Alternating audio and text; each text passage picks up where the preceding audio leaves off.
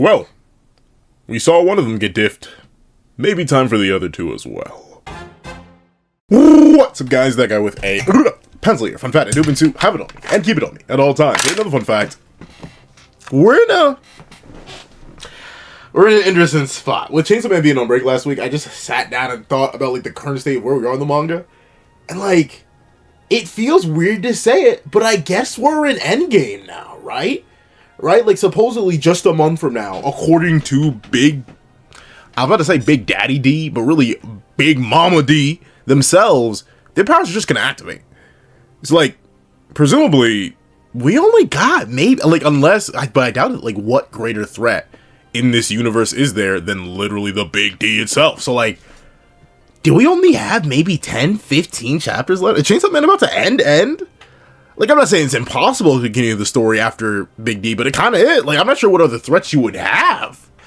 And that feels kind of weird. Like, I don't know, a lot of manga are ending. I could honestly see Chainsaw Man ending this year, which feels so crazy. I don't know why, just in my head, that didn't really, like, seem to be a thing.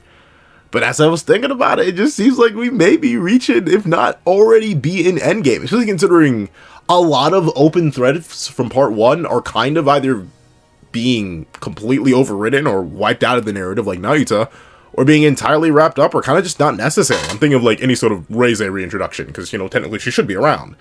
So, I don't know, I'm intrigued. So let's not waste more time, and let's hop right into chapter 201, Terror Looks Like This.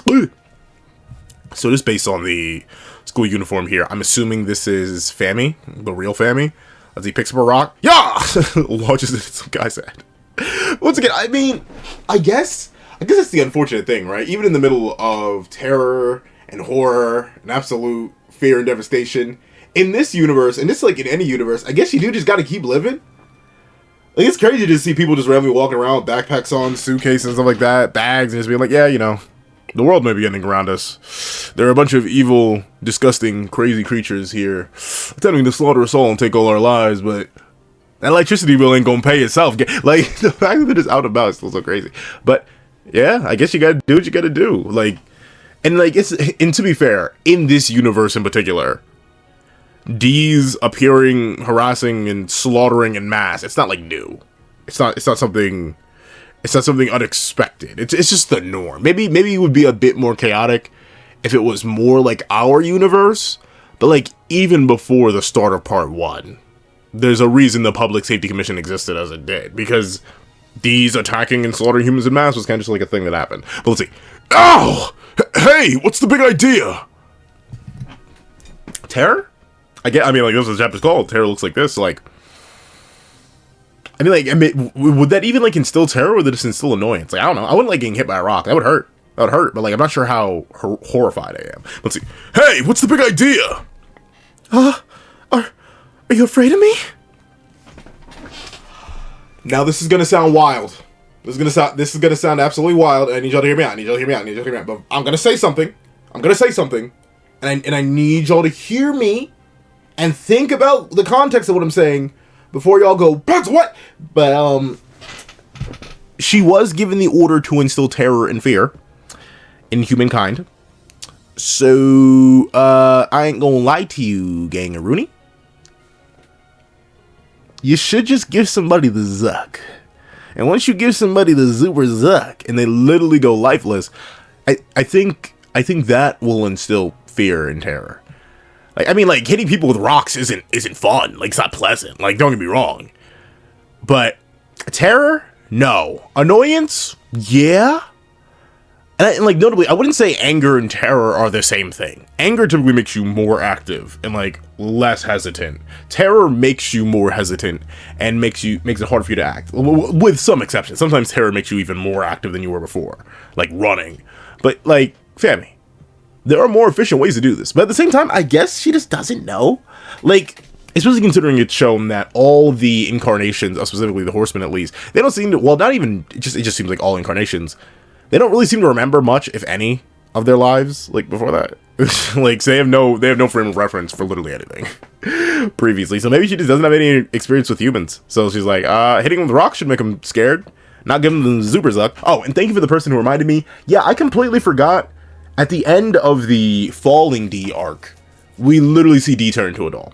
The same kind of doll that we saw Famine and Fixo Man turn into. So, like, yeah, falling truly was. But then again, I wonder what context that was. Like, was that... I mean, I guess it has to be, once again, going with the whole idea that an incarnation sort of hard resets even the primordials or even the horsemen. I guess maybe Big D itself had to devour falling. And like a 1v1 without Falling's assistance. Like, I don't think Falling just went and got eaten. Unless, once again, we go with the idea that Falling is one of the kids of D and was maybe like, you know what, Mom? Sure. And got nibbled on. But I forgot about that. So, yeah. Off screen, I guess. Falling, who's pretty much been shown, at least there's like sheer scale, to be one of the most powerful. And obviously, you know, they're a primordial. Or at least a primordial fear. They got off screen and low diff by Big D. Really, like it's a subtle way to hype up Big D, especially considering, like, if you'll remember, the Falling arc didn't end because they beat Falling. That's not how that works. Like, Denji and Yoru and Asa, they didn't beat Falling. Falling just left. Falling was like, alright, deuces, and then turned back into a doll and just left. So, like, that was far from a case. That was far from a case of them actually beating Falling. And once again, I still don't think they could beat Falling. Like, currently, despite Yoru's massive power-up and I'd say Denji's a relatively massive power-up, I just don't see them actually beating Falling. I don't think they have, like, the AP or the ability to actually execute it.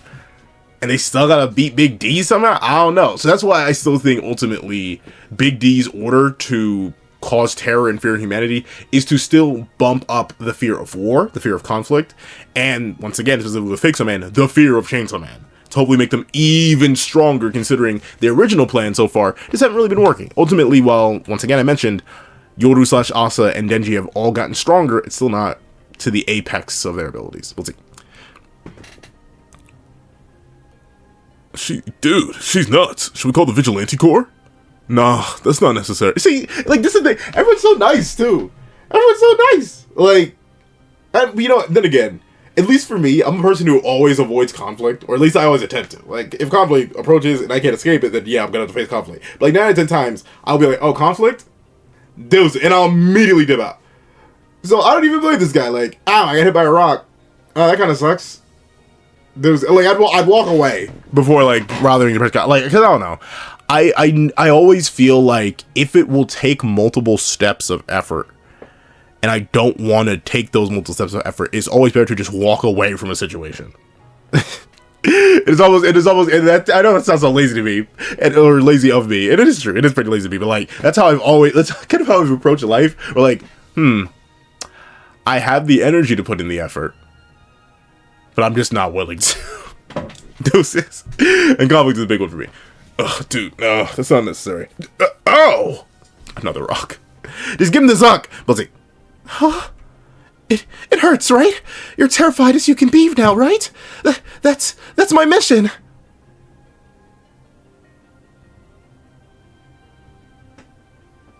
Okay, presumably the mother's gonna attack because of her kid and then get zucked. But like,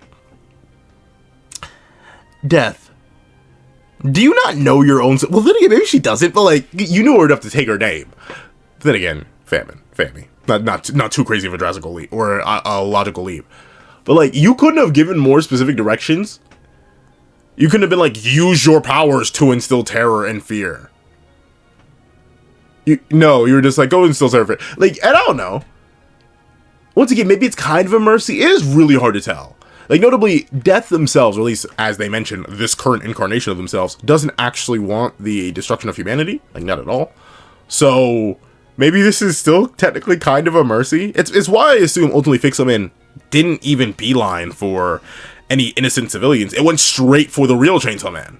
And straight for Asa and Yor. Even though, realistically, the whole motivation for them causing terror is specifically to buff those two. It seems like Death does give pretty free reign to the things it commands. Or at least leaves their commands open-ended and vague enough that it doesn't, like, they can interpret it however they want. Which is kinda, I mean, like, it's not rough, mainly because I assume Death does have the ability to give more specific commands. She probably could have been like, use your powers, but she was like, it's my baby sister. Whatever, just whatever you feel like instilling terror and fear is, go ahead and do it. And throwing rocks, that's the best she's got.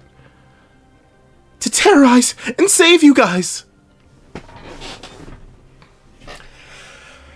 See, but like, it's funny, especially now knowing that they aren't death, right? Like, at least under the assumption that they were death, I could have like twisted the brain knob and been like, okay, you know, I can kind of see it. You know, a lot of, not even just like in Chainsaw Man, but in a lot of belief systems, life itself is actually meant to be suffering. Like, notably, no matter how much you enjoy life, no matter how much fun you have, no matter how much you're doing in it, life in a lot of different ideas and belief systems ultimately is the suffering, and you are freed from suffering in death, and then go either on to a new life or simply just embrace the void. You don't have to worry about pain anymore. But like, Fammy, what was your plan to save humanity if you were gonna give them all the Zuck, which would only execute them? Like, what?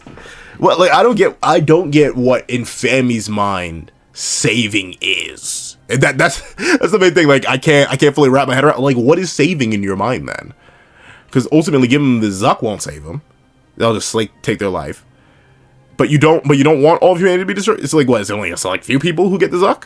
I don't know. But it's like, ah! See, that actually hurt a lot more. Like a rock pitched to that size against a kid. Yeah, that would hurt. Oh, into darn. Okay, how hard did she pitch that one? That was actually kind of, well, then, you know, rock is rock. Like, humans are simultaneously quite bulky and quite fragile. So I believe it. A kid probably would start believing at that. Interesting though. Once again, like, they're just glaring at her. They're like, dude, why did you do that? But then again, once I can always rationalize like the more blasé and casual reactions, because one, she isn't using any powers. Two, they can't assume she's a D because she looks human enough. And three, this is probably kind of just normal. Like in this universe, a crazy lady throwing rocks at kids is like, it's weird. It's something glare-worthy, but like everyone seems worse at this point. The whole world is falling apart. Like it's so, there's nothing that these people of this universe have not seen, essentially. Which is really rough for them. Let's see.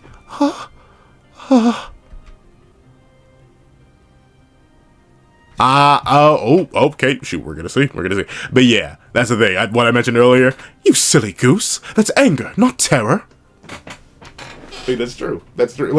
Like, once again, they're close. They're like, terror can lead to anger, and anger can lead to terror. Like they are interconnected concepts in a sense, sometimes. But yeah, I agree with Falling. They're not the same thing. They're not the same thing to the point where they're distinct enough that I wouldn't even really try to overlap them. They are truly transitionary states of being.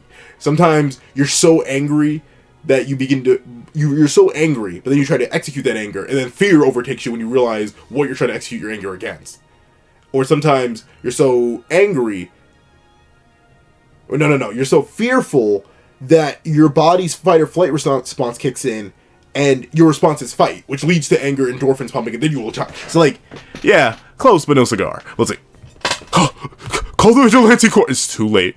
It's too late. I think y'all are cooked. You silly goose. That's anger, not terror. Terror looks like this. What am I about to see when I turn this page?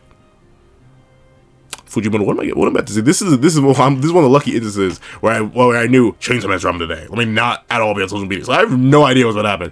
What, Fujimoto? What's going to happen when I turn this? I mean, so they're probably just going to get buildings thrown at him. I hope. Oh, Fujimoto, I swear. Fujimoto, I swear. Oh.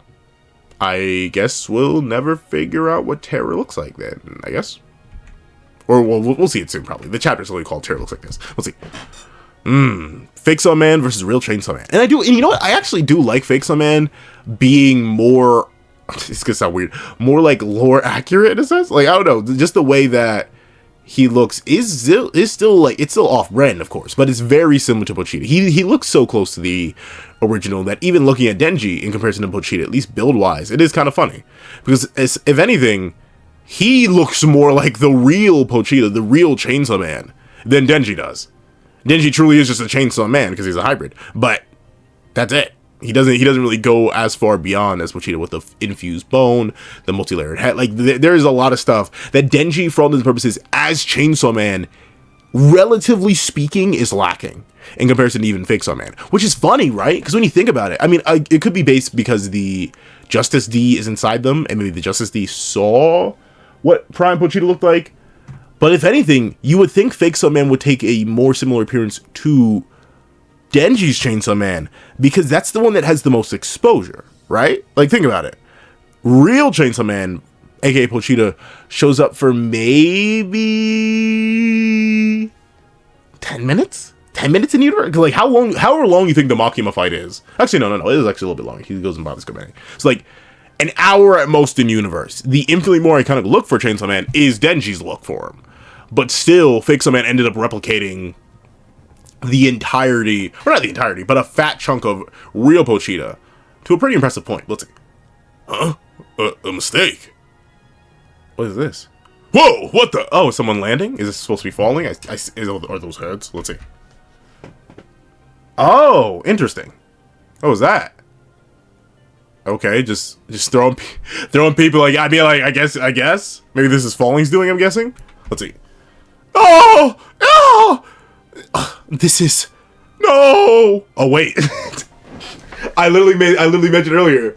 They never actually beat Falling. Is it time for the run back? Because I think that's awesome. Recognizing, like, wait a minute, this is. Or no, you were recognizing. No. Oh no. Uh-oh. Grabs onto somebody. Or no, someone. Oh, very impressive reaction. So they grab onto Denji, and then Denji reacts in time to grab onto a pole. Let's see, will the pole fly up as well? Will Denji be like, I got you! And then he get yanked out of the ground anyway? Let's see, gotcha! Up, yep, everything's being tilted upside down. Yeah, or at least being tilted. Yeah, that's rough. That's rough. Like, I don't know, man. Like, and funnily enough, I would prefer gravity / spatial manipulation. Well, how do I put this? I would prefer gravity or spatial manipulation powers way more than I prefer time powers. And it, like, admittedly, a big reason why I wouldn't want time powers is because I'd be a little bit too worried about messing with time all too much. Like, obviously, I believe it was, I forget. That was something I heard once and they never verified. I'm going to have to, like, verify that after this review.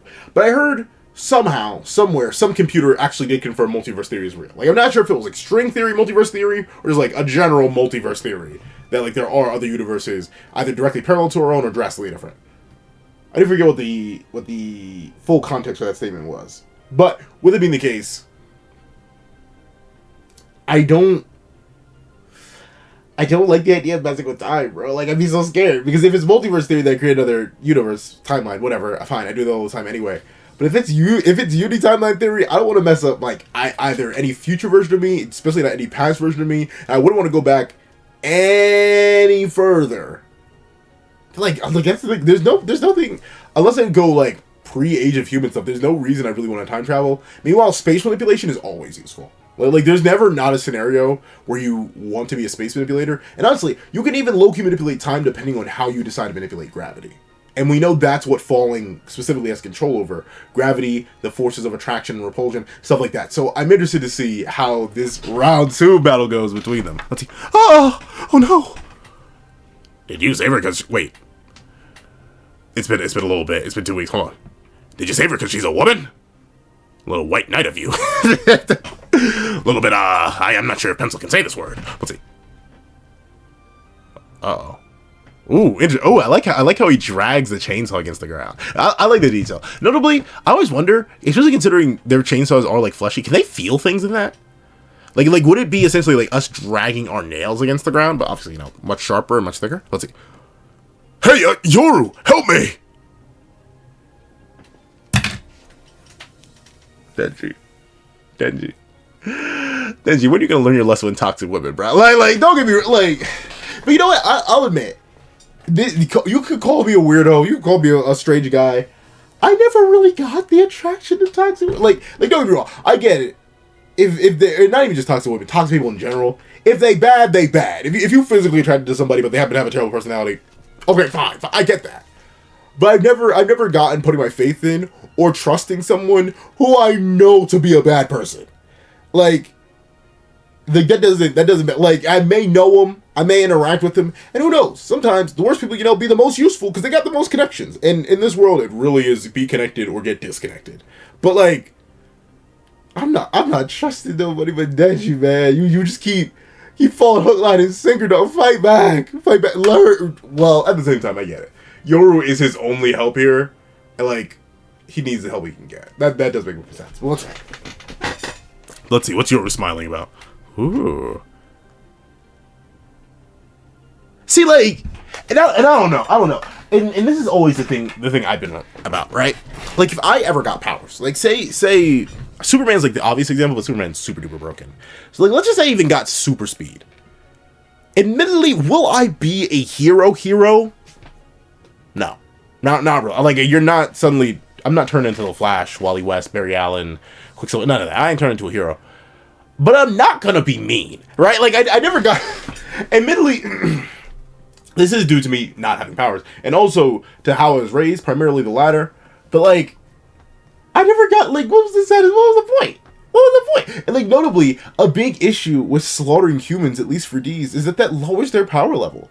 This was another woman who could have feared war, Yoru. Like this would have been an easy lick, an easy addition to the faction, dog. But you bang him. Hey, whoa, not like that. But you bang him. Why? What? Like, other than the 5-second pleasure you get out of that, like, why would you bother? Why would you do that? It doesn't even make any sense. Like,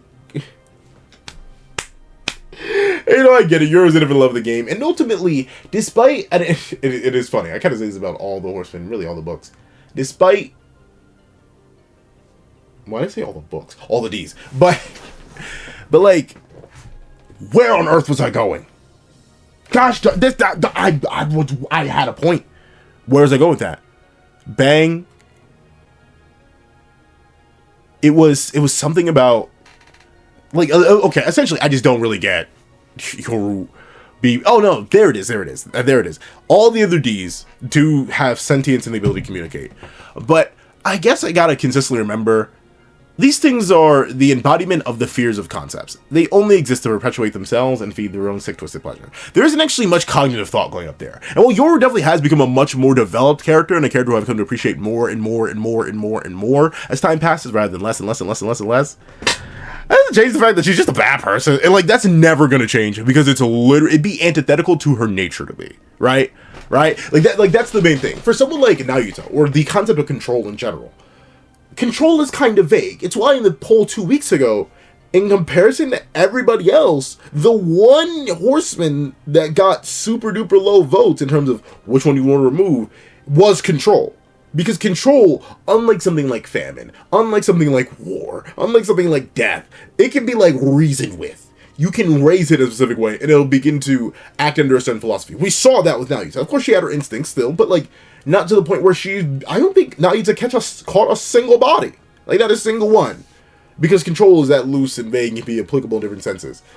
But for someone like Yoru, yeah, it's literally just in her nature. Cause conflict, increase the fear, and slaughter humans. That's all she has. While there are levels to that character and nuances and, like, bits of seasoning and flavor on top of this Yoru sandwich, it's not anything to the point where her actions being anything other than this would really make any sense. She kind of just has to be a bad person, which does suck. And ultimately, it's why the only thing I could see after Big D is a Naruto and Sasuke-esque final battle between our two main characters, where Yoru is the final antagonist. They defeat Big D, and ultimately Yoru gets exactly what she wants. A world of infinite playthings that can never perish.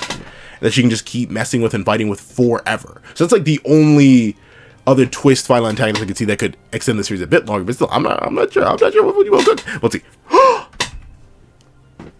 No! Wait, no, sorry. That was DENJI. No way! Boop. Darn. Yeah. That's right. But I was about to just hit the Zuko. That's rough, buddy. But that is rough, right? Because, like, what do you like? That's the thing about a world like this. What are you meant to do? Like, that's why I always say people in the Pokemon universe are real lucky that Pokemon are even semi-docile unless you're in the manga. But, like a world of creatures drastically beyond their level of power that even if they have pseudo-sentience, right? Because that's kind of what a lot of Pokemon have. They're still animals, but a lot of them do have higher levels of intelligence. Obviously, all the psychic types, obviously your Lucarios, your Mewtwo's, and stuff like that. Mewtwo's a psychic type. But that's realistically every single D in Chainsaw Man is just a fancy psychic type, with higher levels of well, not higher level, but it's like relative cognitive ability, the ability to input thought and receive thought. But that's it. At their core, they're still animals, right? So they're only gonna follow their base instincts, and that's the same case here. At the core, Yoru is war. That's all she is, and she delights in the destruction and loss of life that is brought upon by her very concept. So she will perpetuate the loss of life, even if there's no real reason to. What point does this do? What does this accomplish? Does this help them defeat falling? One bit. But that's the thing. It's so little, but it makes such perfect sense, and I think that's why I like it. Even if I even be like, wow, Yoru, unnecessary, I completely understand why in her mind, in her very being, something so cruel and unusual is not even just necessary, but like wanted by her. Let's see. Huh?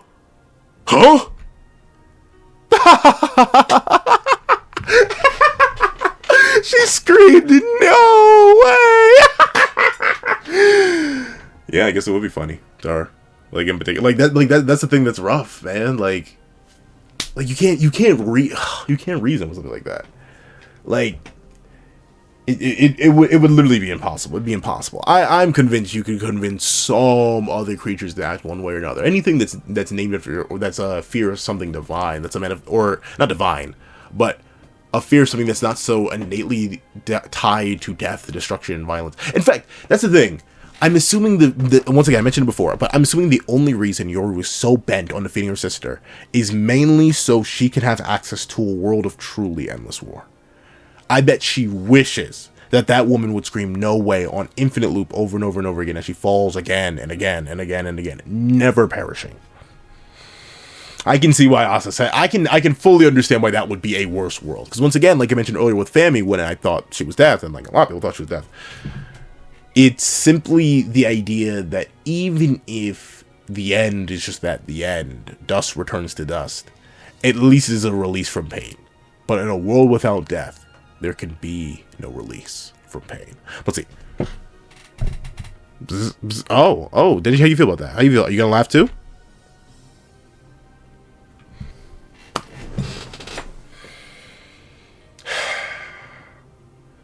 Clap it up for Denji, y'all. Clap it up for Denji. He finally. Oh wow. He finally and the chapter's up. Man, this is a quick. What the heck? Okay, darn. This is a quick chapter. Am I tweaking? Was this chapter only like 14? I don't. Darn. What you want? It's been 2 weeks. 1, 2, 3, 4, 5, and we don't even get to see what Terra looks like. Unless this is meant to be all happening in the same place, but I doubt it. But let's see. 1, 2, 3, 4, 5, 6, 7, 8, 9, 10, 11, 12, 13, 14, 15.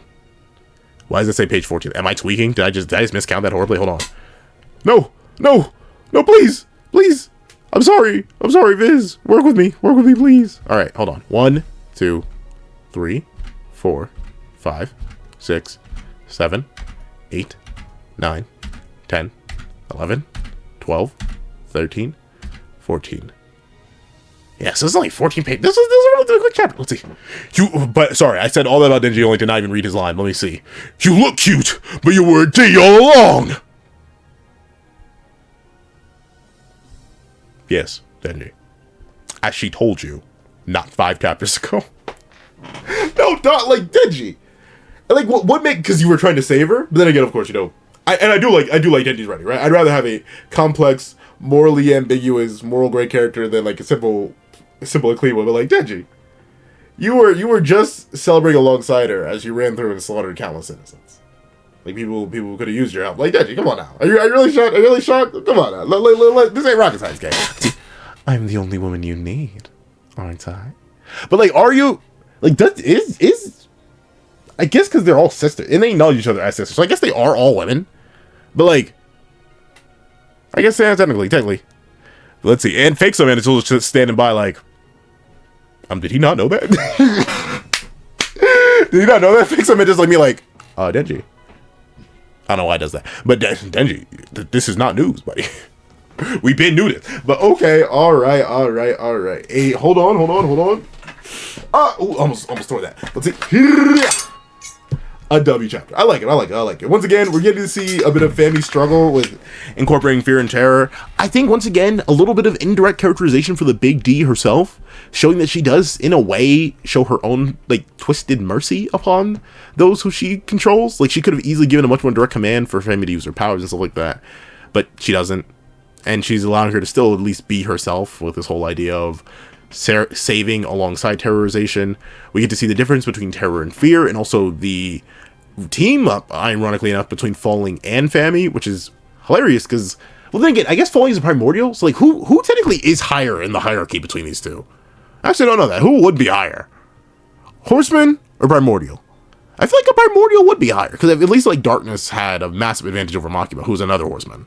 But still, two very high beings teaming up together, especially one teaching the other, essentially. That's actually going to be interesting to see.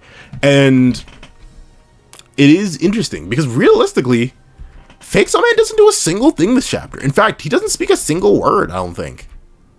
Yeah, because he comes off last chapter on mistake, and he doesn't say a single word. He just watches everything falls apart. And then once again, I'm assuming this is all Falling. So I guess Falling and Fami may be nearby. And of course, once again, reinforcing the main motivation of Yoru, conflict. Conflict and the loss of life. And once again, if we are truly building to Yoru being our final antagonist, like how other series build to the inner creature of the main character being the final antagonist, I'm liking it. I'm liking it. And I do like the complexities that both of our main characters are facing. Asa obviously has her own complications with Yoru and how she feels about her, and Denji's now developing them too. So overall, really, really good work. A simple, short, but clean chapter, Fujimoto. A simple, short, clean chapter. Let me hit the worthiness for the 2 times. Yeah! But if you made it all the way to the end of this video, please leave the only one for you. I don't know, it's such a long one. The only one for you. Five words, but the only one for you. In the comment section down below. And then thank you so much for watching. Please leave a like, share, comment, and subscribe. Make sure that all the cases so you not miss out on any videos that come to the channel. Also, you even have a Patreon down below where you support me for as low as $1 down one. Things like exclusive videos, early content, and more. Also, now become a member of the channel for as low as $3 a month to get the same perks and more. So those perks include the live reactions here with this series I'm to review, ad variations of all my videos, and if you become a $25 patron or $25 member, you can order whatever video you want. Also, a link to my Ko-Fi in the description down below. You can drop 5 beans for a short video, 25 beans for a long video, or any beans at all. Any support is always greatly appreciated. Now, I'd like to thank you so much for watching once again, and I hope you guys have a wonderful day. This is that guy with the pencil, writing off.